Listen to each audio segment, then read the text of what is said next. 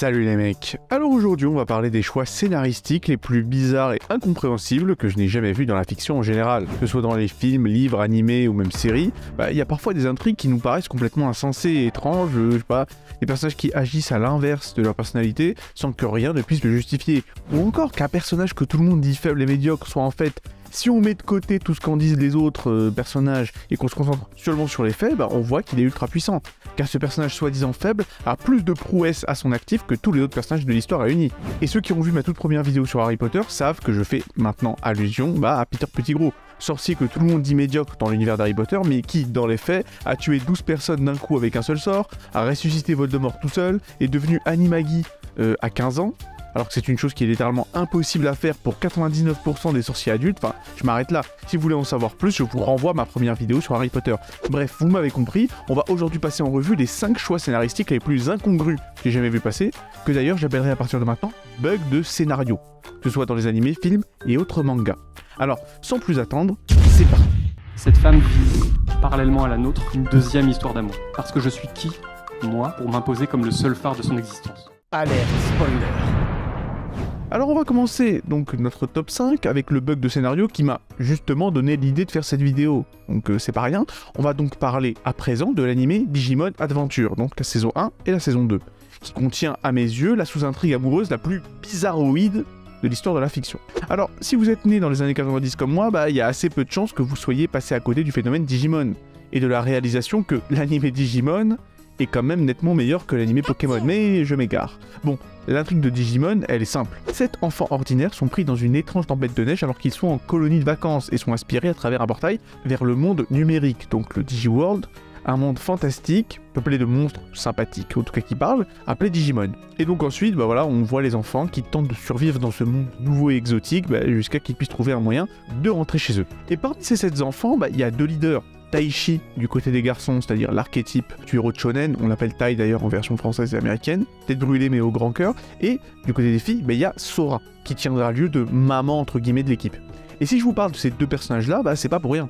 Tout au long des 54 épisodes que compose cette première saison de Digimon, il a maintes fois sous-entendu que Tai et Sora finiront ensemble. Et la plupart de leurs interactions sont teintées d'une certaine tension sentimentale. Je veux dire, il y a des allusions et des insinuations qui ne trompent pas, on va pas se mentir, et ça n'a en fait rien d'étonnant, car Tai et Sora sont les deux têtes d'affiche, donc ça n'a rien d'étonnant qu'ils finissent ensemble, qu'on y réfléchit, en fait. Mais le problème, c'est que dans la saison 2 de Digimon Adventure, qui se passe quelques années plus tard, non seulement Tai et Sora ne sont pas ensemble, bon, à la limite on s'en fout, mais surtout, c'est Yamato, donc entre guillemets Matt, en version française et américaine, le rival / ami de Tai, qui finit avec Sora. Bon, personnellement, on va pas se mentir, moi je m'en bats les couilles. Je m'en bats les couilles, frère.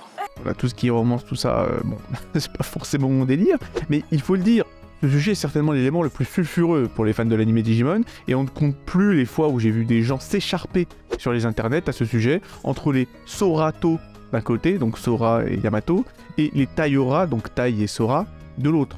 Et ouais, le shipping, on décode pas avec. Et justement, ça m'a quand même fait me demander à quoi ont bien pu penser les scénaristes quand on y pense. Parce que, non content d'avoir fait monter la sauce entre Tai et Sora pendant une saison entière pour ensuite la mettre avec le Sasuke de service, il faut aussi faire remarquer que dans la saison 2, Tai accepte très calmement la situation, comme l'énorme queue qu'on ne se doutait pas qu'il était. Je veux dire, il dit carrément qu'il encourage le choix de Sora, qu'il est très content, enfin, normal quoi. Et aujourd'hui, depuis quelques années, cette femme vit, parallèlement à la nôtre, une deuxième histoire d'amour. Parce que je suis qui, moi, pour m'imposer comme le seul phare de son existence. La psychologie du cub, la psychologie du cocu. Ça lui en touche une sans faire bouger l'autre, entre guillemets, et même si ça lui donne une certaine classe, parce que il y a un petit côté genre mec impassible, pourquoi pas, j'ai quand même du mal à m'expliquer un tel choix scénaristique, et effectivement, force est de constater que en fait, c'était pas du tout un choix scénaristique justement. En fait, dans la version originale japonaise de la première saison de Digimon, il n'y a aucun sous-entendu romantique entre Tai et Sora. C'est quelque chose qui a été ajouté par la suite par le doublage américain, et la VF a malheureusement suivi. Pensant que, vu que Tai et Sora sont un garçon et une fille, et qu'ils sont tous les deux les leaders de leur groupe, ils vont forcément finir ensemble. La bavure. Ce qui fait que, lorsque la saison 2 est sortie, les mecs de 4Kids, donc 4Kids c'est ceux qui s'occupent de la transition des animés du Japon aux States, et ensuite après, la VF suit derrière, les mecs de 4Kids se sont bien retrouvés embêtés. de voir que finalement, Sora se retrouve avec Matt et pas avec Tai. C'est pour cela qu'on les voit essayer de se raccrocher aux branches comme ils peuvent tout au long de la saison 2, et de rajouter des lignes de dialogue pour essayer de justifier tout ça. Et on se retrouve avec une sous-intrigue amoureuse qui n'a littéralement aucun sens, en tout cas en version américaine et française. Il faut le dire aussi, ce fiasco est aussi la faute du directeur général de l'anime Kakudo Hiroyuki, qui a vraiment bâclé le projet. Et même dans le doublage japonais du premier film Digimon, c'est-à-dire Our Wargame ou je sais pas quoi, on se retrouve avec pas mal d'allusions quand même entre Tai et Sora qui ont une sous-intrigue dédiée, donc on ne peut même pas en vouloir tant que ça à 4Kids. Après certes, doublage américain et français exagère en réécrivant les dialogues pour mettre en valeur une espèce de relation fictive entre Taichi et Sora, mais clairement ça pue l'incompétence de tous les côtés, et on se retrouve avec ce pauvre Tai qui se fait cut sans la moindre vergogne, alors qu'il n'en demandait sûrement pas tant. On part tout de suite sur notre numéro 4 et directement sur un film sorti en 2018, un western réalisé par le fils Audiard, un très bon film je trouve. Cela dit, le dernier acte était un peu surprenant et c'est le moins qu'on puisse dire. Et non seulement la dernière partie du film sort de nulle part, mais je dois également vous avouer que le ton du film est pour le moins difficile à saisir. Voilà. Alors rapidement, je vais vous parler donc du film des frères Sisters Brothers, voilà.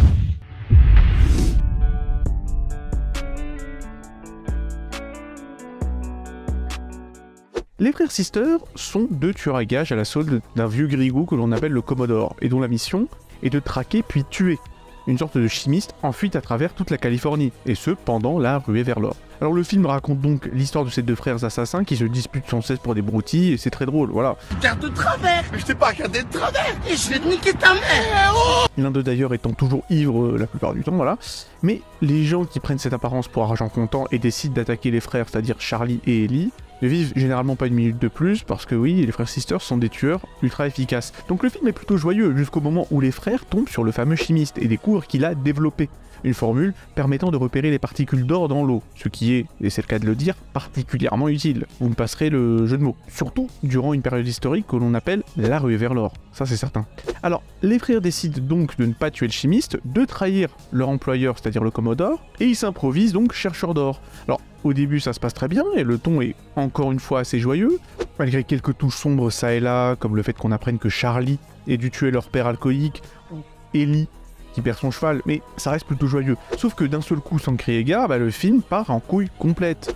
Tout part en vrille, comme je viens de le dire, que lorsque Charlie, pressé d'aller chercher plus d'or, renverse accidentellement la formule luminescente du chimiste, non diluée dans l'eau évidemment, parce que sinon ce serait pas marrant, alors qu'ils sont dedans, provoquant chez lui, le chimiste et Maurice, donc un personnage joué par Jake Gyllenhaal, d'horribles brûlures chimiques. Ces deux derniers meurent et Charlie perd son bras droit. Et donc le bras avec lequel il travaille, vu que c'est un chasseur de primes, voilà, sans son bras droit, comment il fait pour viser?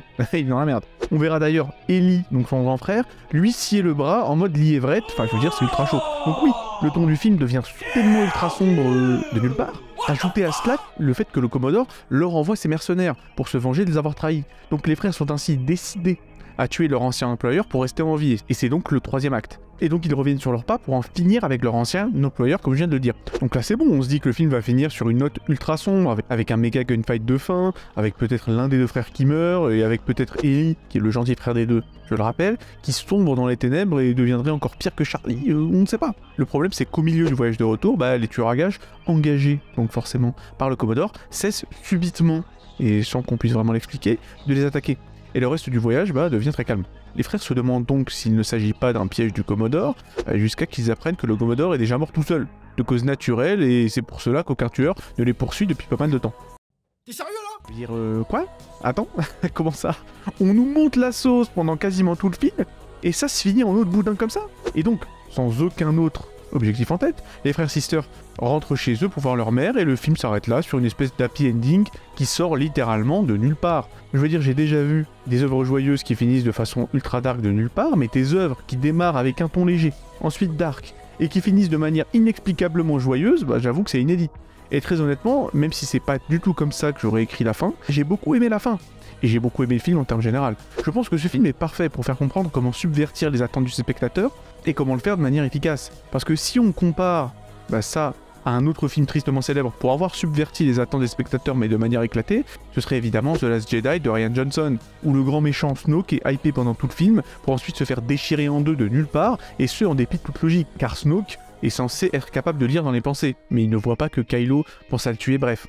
On va pas parler Star Wars ici. Si on compare cela à la manière dont les frères Sisters subvertit les attentes du spectateur, bah c'est autre chose. Par exemple, pour le twist comme quoi le Commodore meurt tout seul, bah on le voit déjà bien vieux. L'ami Commodore, et en plus, on voit ces mercenaires cesser de poursuivre nos héros à un moment donné. Ce qui fait que, lorsque l'on apprend qu'il est mort, et même si c'est anticlimactique, bah on se dit que c'est logique finalement. Bref, excellent film que celui-là. On va commencer notre top 3 avec un manga cette fois, nommé Gumblefish.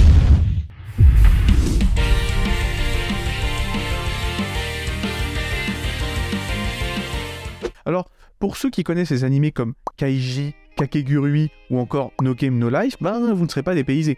L'intrigue de Gumblefish se passe au sein de l'académie prestigieuse de Shishido, donc un internat réservé aux enfants de l'élite financière et intellectuelle du Japon, où l'on prépare les futurs dirigeants et les PDG du pays. Par conséquent, l'école est remplie, et c'est un peu triste, de personnes arrogantes, agressives et soucieuses de leur classe sociale. Et c'est là qu'entre en scène notre protagoniste, Tomu Shisaragi, un mystérieux garçon de 14 ans aux parents pauvres, qui est transféré dans l'établissement. Peu après son introduction, il explique clairement que sa seule raison d'être à Shishido, c'est de se mesurer aux autres élèves dans des espèces de combats d'intelligence via des paris d'argent, que ce soit dans des parties de poker, de billard ou même de roulette russe. Bref, vous voyez le genre, c'est un shonen neketsu, sauf qu'au lieu de se battre physiquement, eh bien, les personnages s'affrontent dans des jeux d'argent. Complètement dingue, avec des mind games dans tous les sens, à la Kaiji et autres. Bon, à cela s'ajoute une espèce de délire de harem tout à fait classique pour le genre, avec le héros qui s'entoure, à mesure que l'histoire avance, de plus en plus de jolies filles qui sont évidemment toutes amoureuses de lui. Vous en doutez bien. Si je vous parle de cela en fait, c'est afin que vous puissiez comprendre à quel point la prémisse de ce manga est conventionnelle. Et c'est là où vous me demandez, bah ok, mais où est-ce qu'il est le bug de scénario là ? Si l'intrigue de ce manga est si banale en fait. La réponse à cette question est simple et se résume en un seul personnage, j'ai nommé Reiji Abidani. Alors, Reiji Abidani, qui est-ce ? C'est le doyen, à l'allure démoniaque de l'Académie Shishido et l'antagoniste principal du manga accessoirement.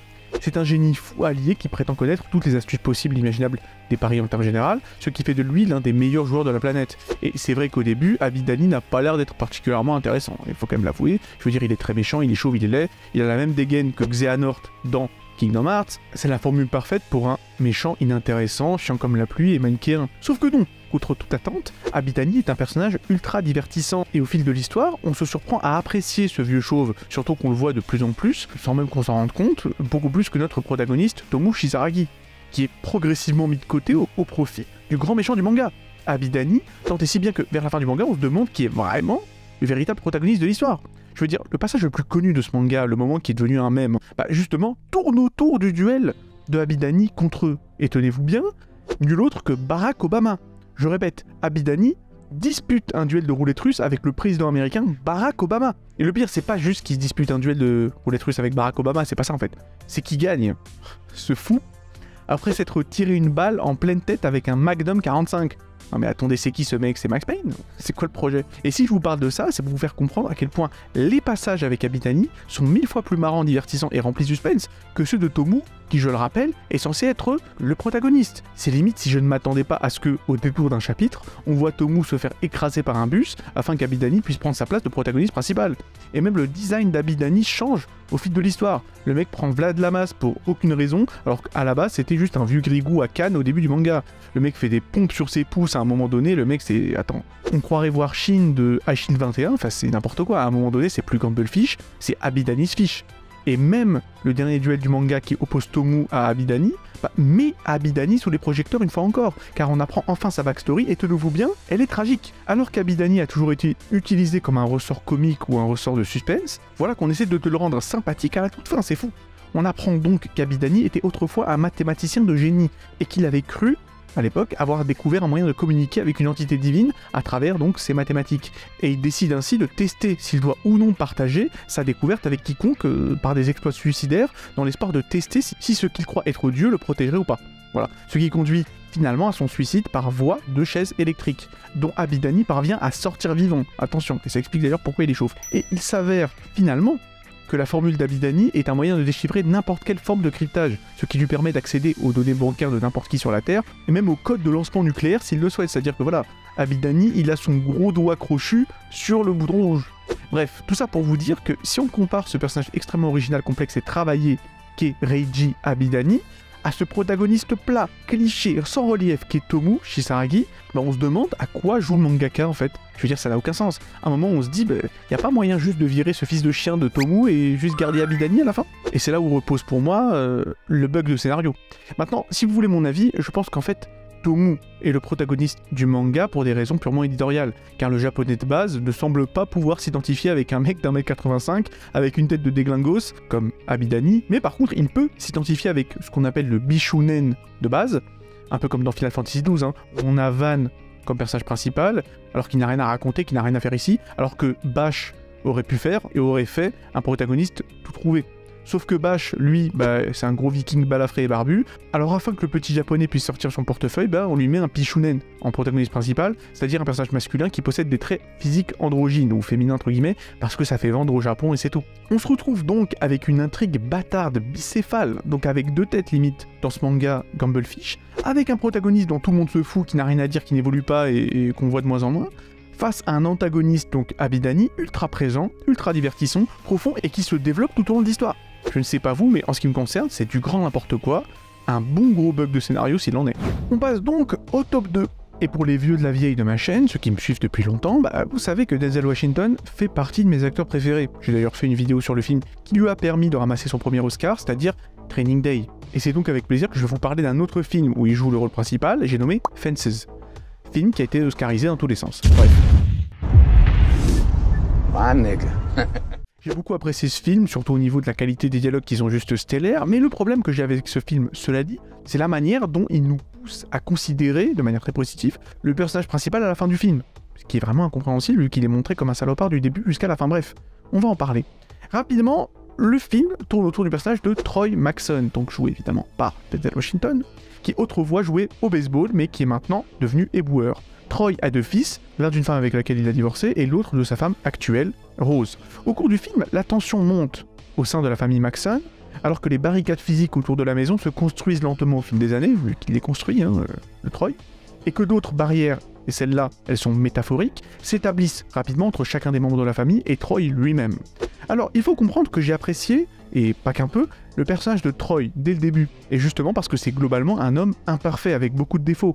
Troy trompe sa femme sans vergogne en se justifiant en disant je sais pas qu'il mérite ça car il a travaillé dur pour sa famille. Il empêche son fils cadet, Cory, de se lancer dans une carrière dans le sport par pure jalousie, car lui-même est frustré de ne pas avoir pu poursuivre une carrière dans le baseball quand il avait son âge. Et de la même manière, Troy refuse de soutenir son fils aîné, cette fois, dans sa carrière de musicien, bref. Et le truc pernicieux, c'est que Troy a toujours de bonnes excuses pour justifier son comportement d'enfoiré. Par exemple, comme je l'ai dit, Troy est extrêmement dur avec son plus jeune fils, Cory, et le pousse constamment à trouver un emploi et à faire des études au lieu de devenir un athlète professionnel. La raison en est, en tout cas d'après Troy, que lorsque lui-même, à l'époque, quand il avait l'âge de Cory, il a essayé de faire du baseball son métier, il n'a pas pu, car les Afro-Américains n'étaient pas autorisés à faire du sport à l'époque. Donc la position de Troy semble parfaitement compréhensible. Sauf que non, parce que les temps ont changé depuis, et Cory serait traité bien différemment de Troy s'il l'avait laissé faire son football américain. Ce qu'il sait pertinemment, et encore un autre exemple, dans la fameuse scène culte où effectivement Troy donne une leçon de vie à son fils vers la fin du film, sur le fait qu'il n'est pas lui-même obligé de l'aimer, mais qu'il doit simplement agir en père, bref, je pense que vous connaissez cette scène, Troy tente de démontrer à Cory qu'il respecte sa part du contrat social en maintenant son fils en vie. Cependant, Troy lui explique ça d'une manière très moralisatrice, genre ouais, tu vis dans ma maison, tu te nourris de ma nourriture, nanani, ce qui suggère que Cory devrait se sentir redevable à Troy d'une énorme dette de gratitude, donc envers son père, voilà, seulement parce que Troy lui file le minimum syndical, alors que c'est lui, je le rappelle, qui a choisi de le mettre au monde. Je veux dire, le mec, on dirait qu'il voudrait un prix Nobel pour avoir agi comme n'importe quel père est censé agir. Et le pire dans l'histoire, c'est vraiment tout ce qui tourne autour du frère de Troy, j'ai nommé Gabe. Alors, Gabriel, ou Gabe pour les intimes, a été blessé pendant la Seconde Guerre mondiale et a une plaque de métal dans la tête. Gabe est donc handicapé, et l'argent qu'il reçoit en raison de sa blessure a permis à Troy d'acheter la maison que sa famille habite. Donc déjà c'est louche, mais ça ne s'arrête pas là. Juste avant le début du film, Gabriel décide de déménager pour vivre avec une dame nommée Madame Pearl. Gabriel a peur que Troy lui en veuille après avoir déménagé parce qu'il ne reçoit plus le chèque d'invalidité. Troy le nie, cependant plus tard dans le film, Troy fait interner Gabe dans un hôpital psychiatrique et recommence donc à recevoir la moitié du chèque de Gabriel. Évidemment, Troy dit que ce n'est pas pour l'argent, mais c'est clairement un mensonge. Et c'est encore pire lorsque Cory révèle que Troy a techniquement volé la maison à son frère Gabe. Enfin bref, Troy est une ordure, et justement c'est parfait. Le film n'en est que plus intéressant. Le personnage de Troy, par ses innombrables défauts, devient extrêmement fascinant et c'est tout bénef, en tout cas jusqu'à la fin. Et c'est là où se trouve, à mon sens, le bug de scénario. Troy donc finit par mourir à un âge relativement jeune d'une crise cardiaque, sans s'être jamais réconcilié avec son fils Cory. D'ailleurs, sa relation avec sa femme Rose est laissée ambiguë, bien que la dernière scène où il est en vie montre clairement que Rose ne veut plus jamais avoir affaire à lui. Cory n'a jamais pu aller à l'université ni même jouer au football à cause de son père, mais il a réussi quand même à se faire une vie grâce à l'armée. Mais malgré cela, et sans que je le comprenne vraiment, le film essaie tant bien que mal à tout prix de faire passer Troy pour un mec bien. Je veux dire, même Cory se fait rentrer dedans par sa mère quand il dit qu'il hésitait à venir. Enfin, je veux dire, il faut quand même comprendre Cory. Son père lui a quand même flingué sa vie par pure jalousie, sans même parler du fait que cette même Rose s'est faite non seulement tromper sans vergogne durant une bonne partie de son mariage avec Troy, mais en plus elle doit s'occuper de la fille que Troy a eue avec sa concubine. Enfin merde à la fin. Et voilà, tout le monde à la fin du film dit « Oh, il était pas si méchant que ça ce Troy finalement ». Comme si on n'avait pas vu le même film. Je n'ai honnêtement pas compris où il voulait en venir franchement. Troy est un super personnage parce que c'est une ordure justement de faire passer pour un héros incompris à la toute fin du film, alors que le mec a balancé sans hésitation son propre frère dans un asile pour récupérer son pognon, est juste fou. Mais non, le film force le trait afin de terminer sur une note positive. C'est incompréhensible et encore une fois, c'est un bug de scénario. Et on termine notre liste avec en numéro 1 des bugs de scénario, le manga Shamo, ou Coq de combat en version française. D'ailleurs, c'est un de mon top 5 mangas pour ceux que ça intéresse. Bref. Alors, juste rapidement, on a donc, avec les numéros précédents, vu des bugs de scénario de nature différente. Des problèmes de doublage avec Digimon, aux antagonistes qui prennent la place du protagoniste avec Campbellfish, bref. Mais cette fois, le problème réside dans le thème porté par le manga Shamo qui ne fait pas sens avec la nature du protagoniste, c'est-à-dire Ryo Narushima. Alors Shamo nous raconte l'histoire de Ryo Narushima, je viens de le dire, qui est un élève brillant à la base. Il n'avait apparemment aucun problème pour entrer à l'université de Tokyo et rejoindre l'élite de la société japonaise. Cependant, à l'été de ses 16 ans, quelque chose craque dans la tête de Ryo. Armé d'un couteau, il assassine ses deux parents sauvagement, ne laissant que sa sœur en vie. Après avoir été envoyé dans une maison de redressement, Ryo apprend les arts martiaux auprès d'un vieux détenu nommé Kenji Kurokawa, qui est une espèce d'anti-Danpei Tange, pour ceux qui connaissent Ashita no Joe. D'ailleurs, tout le premier arc dans la prison est une énorme référence à Ashita no Joe. Bref. Une fois sorti de tôle, Ryo continue d'étudier le karaté, les sports de combat en termes général, tout en devenant de plus en plus un énorme sociopathe. Alors, Shamo, c'est un chef-d'œuvre. Extrêmement sombre, ça c'est une évidence, mais la partie qui va nous intéresser dans cette vidéo, et aussi la raison pour laquelle je l'ai placé en numéro 1 de cette liste, ce sont des thèmes abordés par ce manga, et tout particulièrement son thème principal, c'est-à-dire le fait que les organisations de sports de combat telles que le kickboxing ou plus tard le MMA dénaturent l'essence des arts martiaux. Et même le terme sport de combat est galvaudé dans le sens où, pour Kenji Kurokawa, les arts martiaux ne sont pas un sport mais une méthode de survie, on peut pas faire du sport en se battant en fait. En tout cas pour Kurokawa. Il ne peut pas y avoir de règles dans un combat ou même un arbitre. On verra d'ailleurs que Ryo aura beaucoup de problèmes à ne pas se faire disqualifier lors des combats parce qu'il vise souvent les yeux et les parties. Le mec c'est John Jones. C'est surtout pour montrer que dans l'esprit de Kurokawa et Ryo Narushima, les arts martiaux c'est fait pour tuer. Et quand Ryo rentre dans l'organisation du Lethal Boxing, qui est un équivalent du K1 ou du Glory, pour ceux qui s'intéressent à ce genre de choses, on nous montre vraiment à quel point le sport spectacle est pathétique, entre le dopage, les diffusions télé, les dramas entre les combattants, le trash talk pour faire vendre, bref. Pour ceux qui suivent l'UFC en ce moment, vous savez très bien de quoi je parle. Donc le manga tourne autour de la façon dont ces industries du combat entre guillemets ont commercialisé les arts martiaux et les ont détournés de leur but original comme moyen d'autodéfense et survie juste pour faire du pognon. Et justement, ce qui distingue Ryo de presque tous ses autres adversaires est que sa motivation initiale pour pratiquer les arts martiaux, c'était de survivre en prison, pas pour s'amuser. C'est pas du tout un sport pour lui, les arts martiaux. Et il est aussi intéressant de noter que le professeur de Ryo, c'est-à-dire Kenji Kurokawa, était quand même un terroriste politique militant. Donc voilà. Le manga explore également la dépravation présente dans certaines organisations de MMA qui s'inspirent souvent de conflits réels ou même de problèmes personnels entre les fighters pour faire monter la sauce et faire du bif sur leur dos. Ça peut faire penser par exemple à la manière dont l'UFC a utilisé durant leur promo du combat Conor versus Khabib des séquences où on voit Conor balancer un diable contre la vitre d'un bus, ce qui blessera plusieurs autres combattants présents dans le véhicule. Et évidemment, quand après que le combat soit terminé, Khabib pète un plomb et part se battre dans le public, voilà, avec Dillon Danis et je ne sais qui, les gens n'ont pas compris que c'était en fait pas juste de la promo, c'était pas du spectacle. Et par contre l'UFC s'en est mis plein les fouilles, mais ça, voilà, ça c'est une évidence. Ce thème-là de Shamo est un thème extrêmement intéressant et d'actualité. Voilà. Alors, où est le problème? C'est la question qu'on peut se poser. Le problème, c'est que Ryo Narushima, notre cher protagoniste, qui est censé représenter le contraire du sport-spectacle, hein, il représente les arts martiaux dans leur version la plus pure, la version la plus cristalline, les arcanes des arts martiaux. Voilà, Ryo Narushima qui s'élève contre la décadence des sports de combat organisés, sauf que, et il faut le dire de façon très simple, Ryo est pire que tout.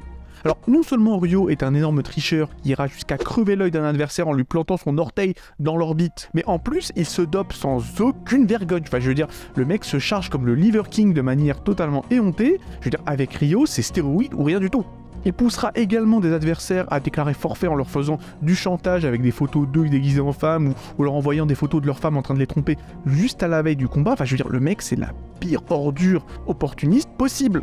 Ajoutez à cela que Ryo, il faut le dire, est un délinquant sexuel de la pire espèce et ira même jusqu'à V, voilà, je dis juste la première lettre de ce mot, je pense que vous m'avez compris, la petite amie du champion du Lethal Fight, c'est-à-dire Naoto Sugawara. Et Sugawara qui, ironiquement, est tout ce qu'un artiste martial est censé être, c'est-à-dire calme, maître de ses émotions, bon, juste, travailleur honnête, alors que pourtant, Sugawara est le porte-étendard du Lethal Fight. Donc, le porte-étendard du sport organisé. Ça veut dire que le personnage qui est censé incarner la dégradation des arts martiaux devenu un spectacle lucratif, c'est l'honorable Sugawara, et celui au contraire qui est censé représenter le caractère illustre et honorable des arts martiaux, c'est le rat d'égout Ryo Narushima.